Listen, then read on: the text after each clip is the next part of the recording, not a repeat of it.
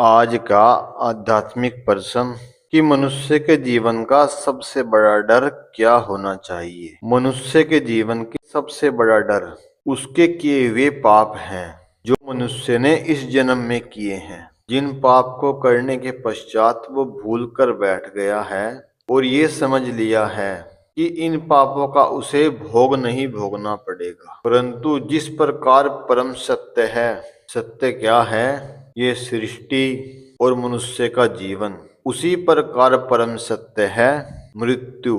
मृत्यु के पश्चात जब मनुष्य को अपनी आत्मा का साक्षात्कार होता है तब वे सभी पाप जो उसने इस जन्म में किए हैं उसके सामने आकर खड़े हो जाते हैं। फिर आत्मा उस मनुष्य से पूछती है कि तूने अपने ईश्वर के लिए, मेरे आराध्य के लिए जीवन में क्या किया। परंतु उस समय इंसान मौन रहता है, कुछ बोल नहीं सकता और अपने पापों को देखता रहता है। इसलिए मनुष्य को अपने पापों से डरना अति आवश्यक है, क्योंकि मृत्यु के बाद जब हिसाब होगा उस समय ना तो कोई मनुष्य का तर्क चलता है, ना कोई झूठ चलता है, ना कोई तेज दिमाग चलता है और ना ही कोई सिफारिश चलती है। सिर्फ चलता एक है कि आपके किए हुए कर्म आईने की तरह आपके सामने खड़े होंगे। इसलिए मनुष्य को हमेशा